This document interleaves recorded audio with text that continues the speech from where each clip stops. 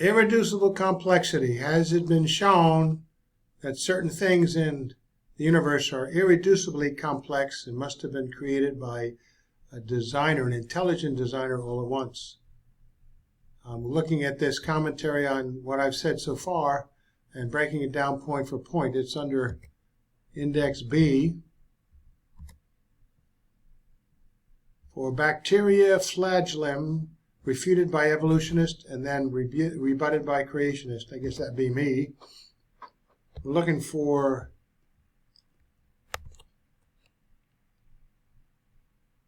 one of the most widely repeated charges. Okay.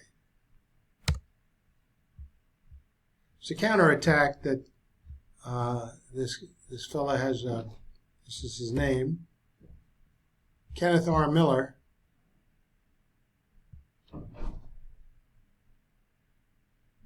He makes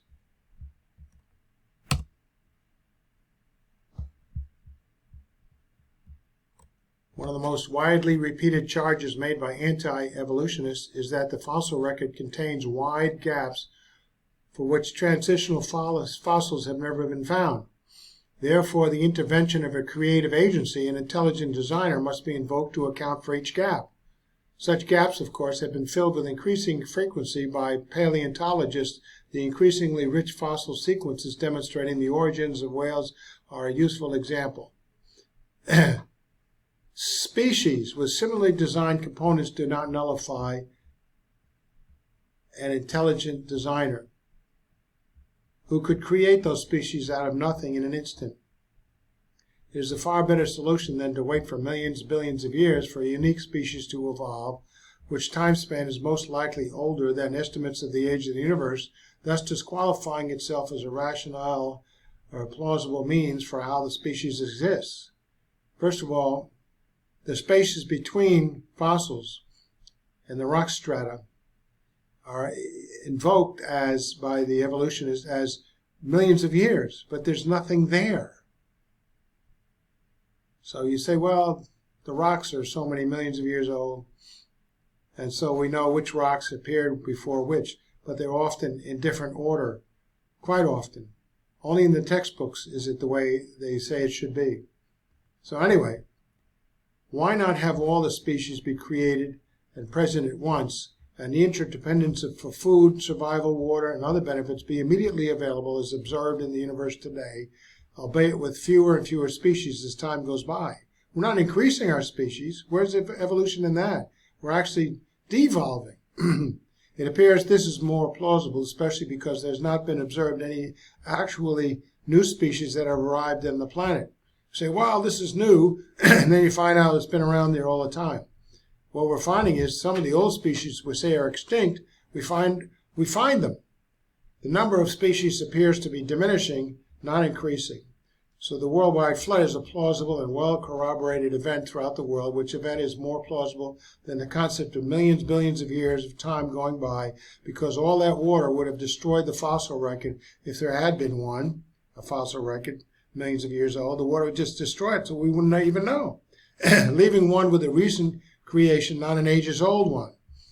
And if the worldwide flood was recent, which it would have to be, it'd have to be the last thing. What is the fossil record then? How was that created? How about the water? The water could do that in an instant. Ironically, the doctor says the response of anti-evolutionists to such discoveries is frequently to claim that things have only gotten worse for evolution. They have, actually.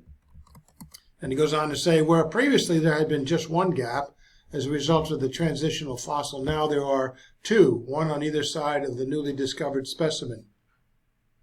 Actually, there have not been found any actual transitional fossils that can prove one was a descendant of the other. More plausible is that there are uncountable fossils of similar design, but not descendants of one another, created with a similar design. Further, the spaces between fossils in the frequently different fossil order in the rock strata, which speaks more of a worldwide flood, contains nothing. So how do you figure out the amount of time? How do you make something out of nothing unless you are an intelligent designer anyway, a creator, are you? Well, it goes on to say, as the word of the relationship between the eubacterial flagellum and the TTSS has begun to spread among the design community, the first hints of a remarkably similar reaction have emerged. The TTSS only makes problems worse for the evolution, according to this response, because now there are two irreducible complex systems to deal with. Yeah, the two species you're comparing with. The flagellum is still irreducibly complex, but now so is the TTSS. Just because they have similar components doesn't mean that one is a direct ancestor of the other, the simpler one into the more complex. But now there are two systems for evolutionists to explain instead of just one, and that's true. He's saying it's not. Unfortunately, for this line of argument, the claim that one irreducibly complex system might contain another is self-contradictory. No, it's not. To understand this, we need to remember that the entire point of the design argument, as exemplified by the flagellum, is that only the entire biochemical machine with all of its parts is functional. That's true in the one species. It may be a similar design in another species, but it's not the same biochemical machine, and it doesn't have the fewer components. It's functioning differently in a different species. For the intelligent design argument to stand that this must be the case, since it provides the basis for their claim that only the complete flagellum can be favored by natural selection, not any of its component parts, in that particular species for that particular function. Gee, you keep missing it. For the intelligent design argument to stand, this must be the case, since it provides the basis for their claim that only the complete flagellum can be favored by natural selection, not any of its component parts. Didn't say that. They all have to be there in that particular bacteria in order to provide the locomotion function, not in another bacteria, fewer parts, in order to provide the secretory function. And how, by the way, did that form? Can you take parts of that secretory out and find something even simpler? However, if the flagellum contains within its a smaller functional set of components like the TTSS, but not in that species, then the flagellum itself cannot be irreducibly complex. But in this case it is, by definition. Yes, the definition in that same species. Since we now know that this is indeed the case, it is obviously, what do you say, a second reaction, which I have heard directly and after describing the relationship between the secretory apparatus and the flagellum. It is the object of the TTS does not tell us how either it or the flagellum evolved. Yeah, you haven't told me how it evolved either. So you can show me where the components are placed periodically after millions of years. This is certainly true, although the guy has suggested that TTSS may indeed have an evolutionary precursor of the flagellum, but he hasn't found it. Nonetheless, we have produced a step-by-step account for the evolutionary derivation of the flagellum. No, you haven't. One may indeed invoke the argument of ignorance for this and every other complex biochemical machine. So you don't know. So you're going to evoke, well, we don't know, but it must have happened that way. However, in agreeing to this, one must keep in mind that the doctrine of irreducible complexity was intended to go one step beyond the claim of ignorance. It was fashioned in order to provide a rationale for claiming that the bacterial flagellum could not have evolved in that particular species, even in principle, because it's irreducibly complex. Well, until something better comes along, have you actually done that? Have you actually taken that particular component of locomotion and reduced the number of components in there to see it works the same? Now that a simpler functional system has been discovered, not for locomotion in that species, wow, the claim is irreducible complexity has collapsed.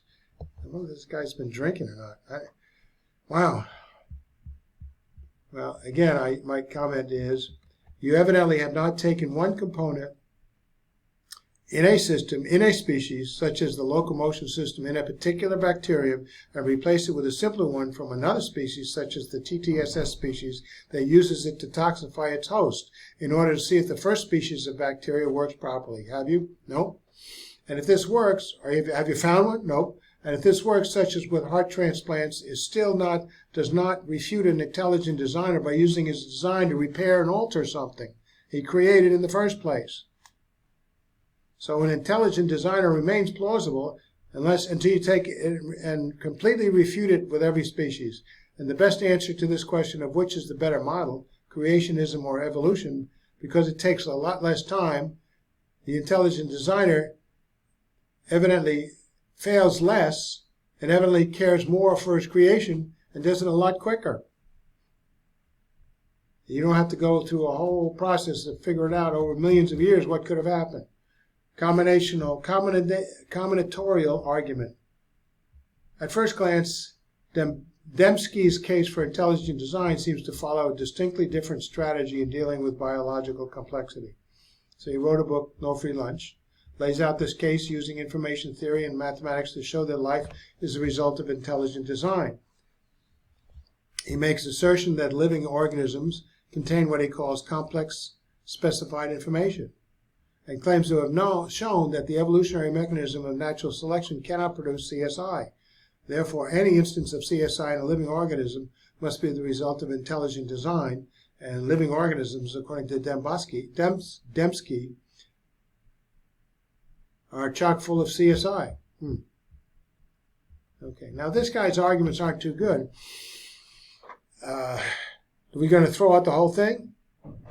Some of the points that I brought up, have you bothered to even rule out by actually scientific experiment?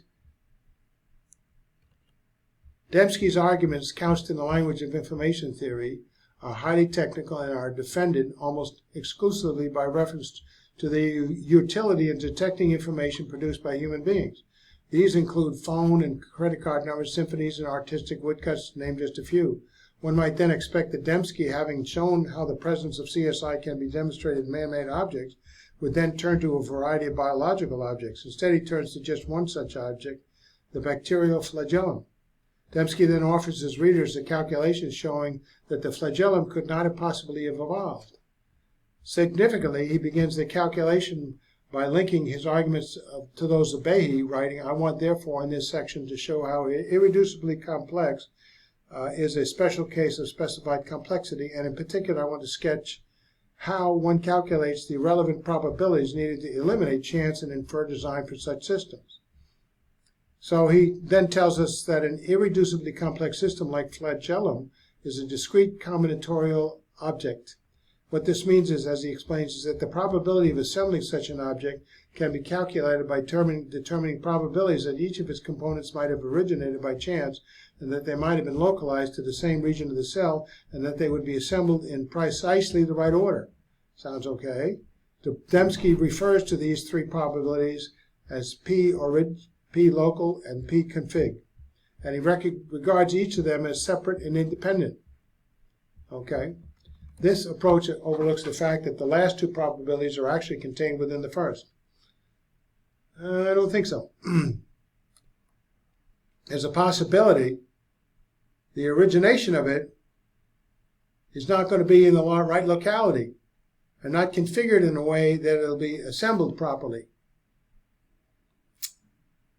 So there goes that. The same is likely true for amino acid sequences of the 30 or so protein components of the flagellum and approximately 20 proteins involved in the flagellum's assembly.